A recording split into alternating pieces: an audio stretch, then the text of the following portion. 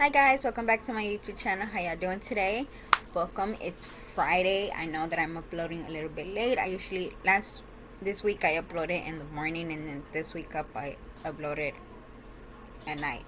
It will change during the weekend, but it just depends on my day and what I'm doing. But anyways, welcome back to my channel. My name is Melissa, and I'm here on Mondays, Wednesdays, and Friday. Mondays I talk about true crimes, and I throw a little bit different topics, and then on Friday I talk about missing children case, and I like to call this series The Voice. I like to call that series because I feel like they're still missing and they don't have a voice, so we need to be their voice. So if you like any of those things, go ahead and subscribe, and also hit that bell so you could be notified as I upload when I upload, because I usually do not keep up with my days. I'm bad at keeping up days, guys. Okay, I'm a mother of a 5-year-old, and I have a business, and sometimes I just get overwhelmed and I just forget. So go ahead and hit that notification so you could be notified. So before we start with this video, let's do my just my little quote, my little inspiration of today.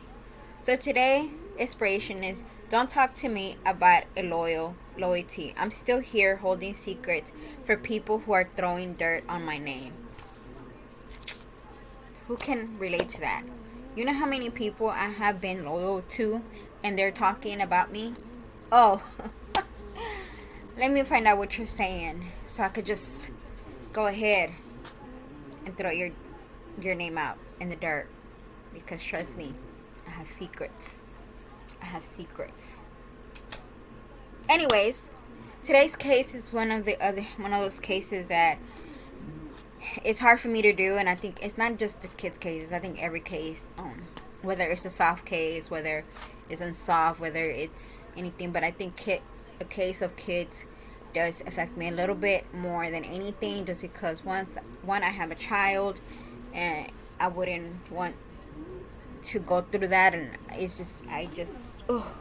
I wouldn't want nobody to go through that. If y'all do hear a little bit of noise, one, it's my daughter. Two, I'm in Houston and it is cold outside, so I have my fan, my heater on. Yeah, I have my heater on. But yeah, so today we're gonna be talking about Lisa Irwin. I don't know if y'all heard of this case. I haven't heard it until I started searching, and this is one of those cases that it's just it's heartbreaking. But let's go ahead and get started, and let's learn about this case.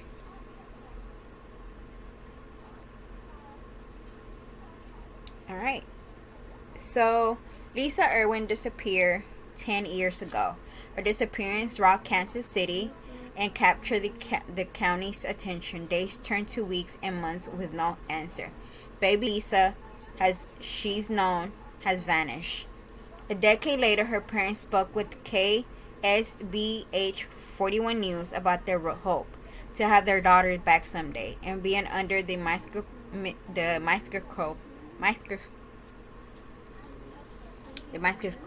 and her disappearance. Lisa was 10 months old when she disappeared. Her parents' pleas for a return became international headlines as police and other agencies like the FBI searched for baby Lisa.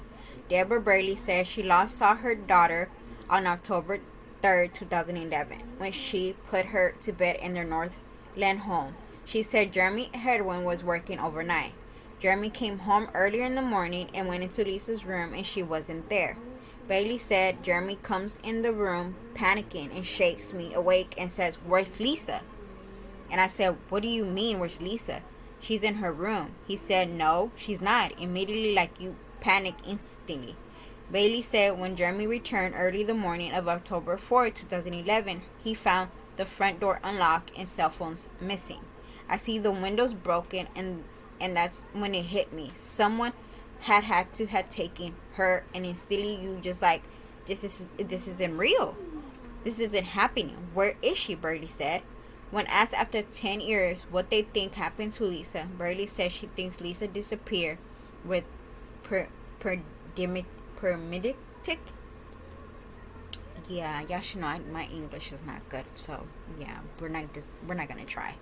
I think that someone was paid to come into our home, Bailey said. Our house was watched and they waited for the perfect opportunity. Jeremy never really worked nights. Obviously believed she was human trafficked. The nation watched the insane search and around the family home after Lisa disappeared. The nation's spotlight followed any potential new details, some about them from reports on FBI caver dogs picked up a scent inside the home to Bailey's admit she had served her glass of wine that night to whatever the parents continued to cooperate with police. Despite public security, Bailey said neither she nor her family had anything to do with Lisa's disappearance.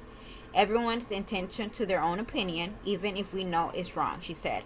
Bailey said comments about her used to bother her a lot, but as this time has gone on, she has developed a thin skin. At this point, we just don't care about the negative stuff, she said.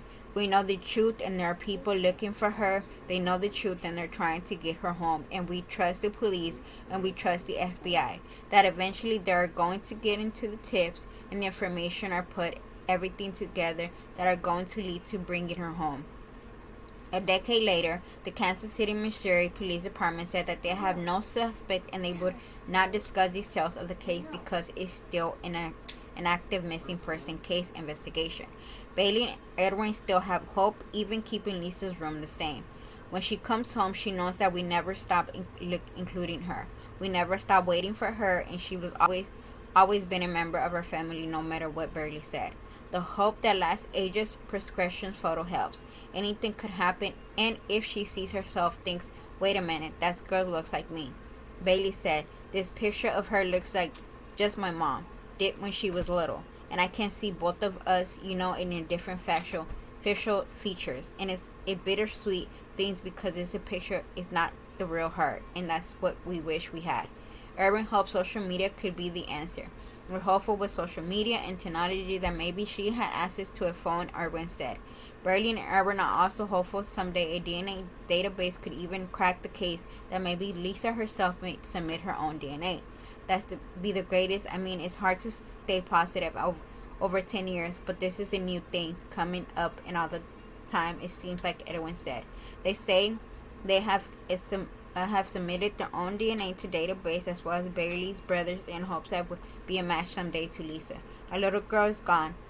11 November, and we do not even know what she looks like. The stuff she likes, the sound of her voice, Bailey said. I feel she is alive. She's out there, and eventually she's gonna come home.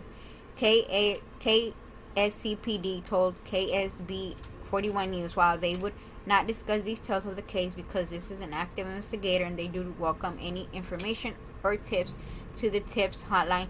Tips can stay anonymous. Just call the 474 tips. Bailey said they still get tips. They turn off over to police as well, and they're still at 1,000 in reward. I will put the number in the description below, guys. This is her how she will look now if she's still alive, guys. Please, if y'all anybody that's in the Kansas area or even anywhere in the world, y'all know anything about this little girl, please call this number. It's been 10 years. I'm not gonna sit here and blame the parents because we don't know the whole true stories. The parents have been talking to the cops and the FBI. She had wine the night before her child disappeared, but who does not have a drink before the kids go to bed? Us as parents, we always have some type of alcohol drink before we go to bed our own because we've been through so much that whole day with our kids. So please do not, any comments, please do not sit there and blame the parents. Like I said, keep that negative. If I see any comments that are blaming the parents, I will block you and I will delete your comments. So please keep those comments away. And like I said, if anybody that lives in the Kansas area or anybody that sees this video, and I hope, Lisa, if you see this video, mama, your mom and your dad are looking for you. I will show you a picture.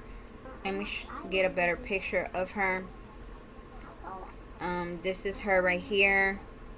This is her when she was a baby, and this is her. I'm assuming how she will look now today. So if you see this if you know anything, please call the 81. I will put the number.